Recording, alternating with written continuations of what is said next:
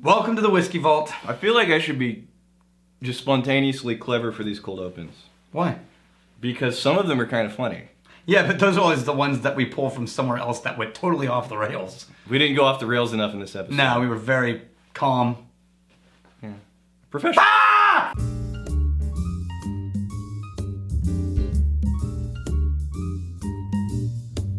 All right. I have heard of this many times. I've never actually had it. You're going to love the story behind this one. This is such a mooch story. Yeah. It may be someone who has beat you on Moochitude. I do like the name. No, someone totally beat you on Moochitude on this whiskey. Okay. This could be the patron saint of your Moochitude society. Even I have a mooch to look up to. Yeah, his name is John F. Fitzgerald, as in the famous. Yeah. Right? Yeah. So, this is Heaven Hill product. No, for those that don't know who Fitzgerald is. Mm-hmm. This is a wheated bourbon. Right. Because Heaven Hill makes wheated bourbons. Telling who Fitzgerald is? Oh, I'm about to. Okay. It's a wheated bourbon because it's going to be really smooth. It's going to replace... wheated bourbons traditionally replace the rye in the recipe with wheat. Instead of being all spicy notes and black pepper that you get from rye, those are replaced with wheat, which makes it all smooth and pretty. It smells... that's the Van Winkles. Those are the Pappies. Those are wheated bourbons. It smells nice. It smells spicy. I'm getting definitely, obviously, some sweetness in there. Makers is a wheated bourbon. And am I getting some licorice on the nose? No. It's definitely spice, but I don't know that it's anise. No, it's not. Pipe tobacco, a little bit of pipe tobacco. You went to a whiskey event this weekend. Yeah, I went to Balcones and did they did a little cocktail whiskey dinner. And you were recognized. Yeah, from the YouTube channel.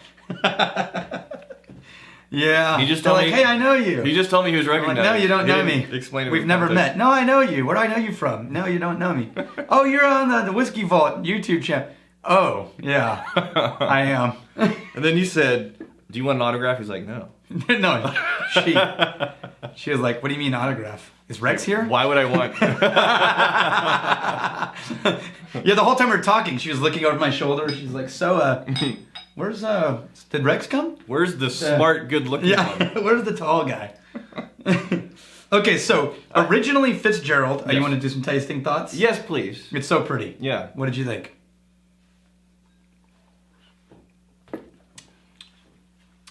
Yeah, this is nice. Lively. But it's still... It's pretty smooth.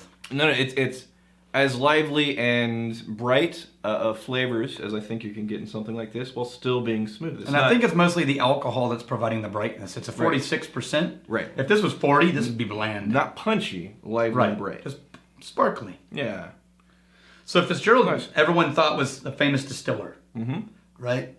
Until not long ago, someone unearthed the reality, which they probably already knew, which was that he was not a distiller, he was a treasury agent during Prohibition. Ah. Right? And what he used to do is, because, the treasury agents had keys to the barrel aging warehouses. Yeah. Because they were required to. Right? So he would break into the barrel houses, find the best barrels, steal them, and bottle it under his own brand called the Fitzgerald barrels.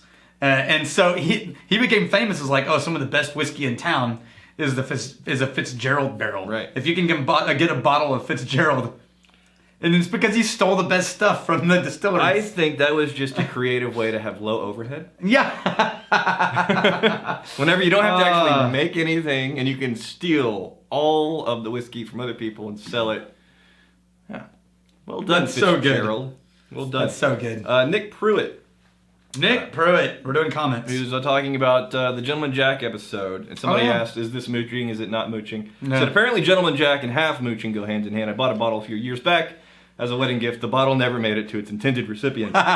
Instead, I drank the entire bottle in one sitting after the wedding. It must have been a hell of a wedding, man. Yeah, so was it an ex that was getting married? and you thought it was going to be you? By the end of that bottle, you were not a gentleman. No. You might have been a jack. Something. That's nice. I feel like I don't have the vocabulary to pick apart the There's not it's not incredible complexity I'm getting out of this, but I feel like there's two or three things going on. I'm having a hard time getting past lively and bright. What is that kind of sweetness? It's not really vanilla. It's not really caramel. I have had that similar flavors coming out of other wheated whiskeys. I don't know. It's not cherry either. Yeah. Like you get some. Mm-hmm. What did they say? They don't really have good taste. Any taste. They don't know either, so I feel less bad. They don't know. It's just pretty nice. It's good. And it's got a good sketchy story. Let's see here. Let's do.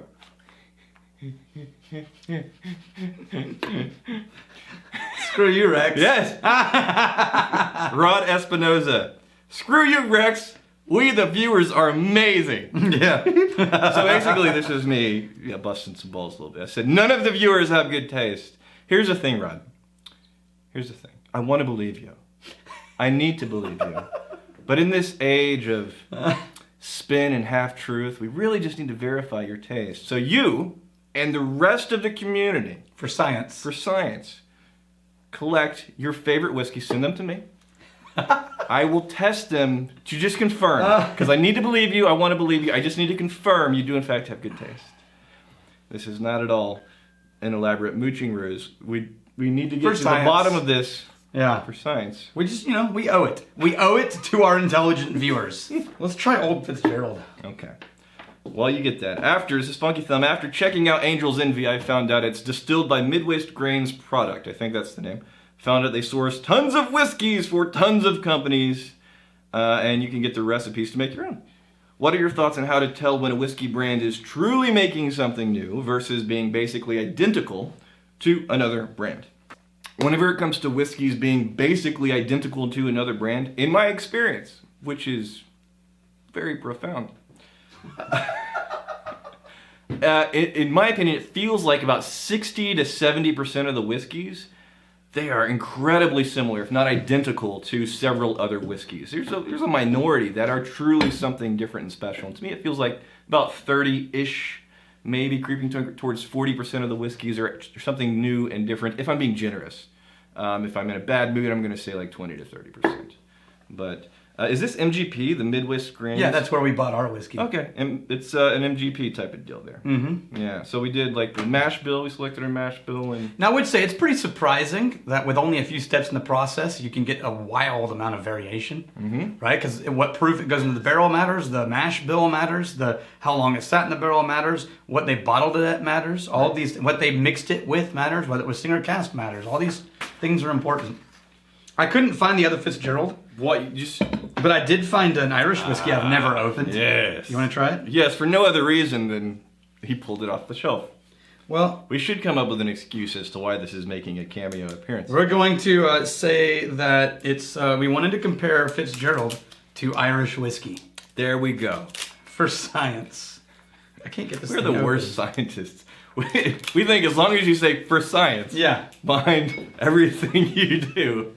Yes, this is no, that's true. This is a comprehensive review. That's all you have to do is say for science. Maybe I'm breaking. And everything is okay. You get pulled over by a cop. Right. It's like, son, you're going 20 over. It's like, sir, it was for science. Oh, my bad. What? I already finished my pour. You're drinking slowly. Hey, all right, you can have that one. I'll get the clean glass. That's all yours now. I really like that. Wow. So this is, I know nothing about this. We're going to have to do another video about this. You're going to like it less than me. This is really light and smooth and appley. Yeah, that is Irish whiskey at its friendliest, I think. Oh my God. Yeah. That's pretty. It's like lemonade. It's like the lemonade of whiskey. It is. It's Mike's Hard Irish whiskey. Mike's Hard Irish whiskey. All right. Well, I'm good. Are you good? I don't know, man. I feel like we really didn't dig into that larceny very well, but... No, it was a great story. Was it?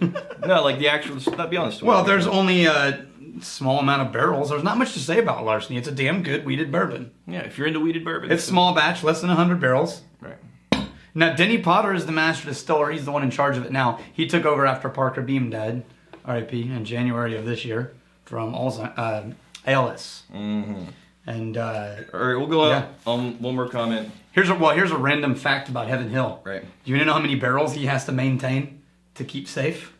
5 billion. 1.2 million. Holy 1.2 million barrels that he has to keep an eye on. Okay. That's so much. That's so much whiskey. You know how many we have? 12. 12. And someday, Yeah. 5 trillion. Lewis Wells, Daniel never exposed the buttons that Rexy can press. Well, he called you Rexy, so I'm just going to give him a point. Fine. It's called Rexy all my life. You were not called Rexy. Dude, are you kidding me? Really? Yeah, the cheerleaders in my high school loved to call me Rexy. They didn't really date me. They just called you Rexy? They just called me Rexy. I'm glad that we stuck around for that revelation. I feel like that's going to come in handy. I felt in the like future. they could like me. All right, till tomorrow. May your crazy stay this side illegal. May you return before we have time to miss you. Cheers.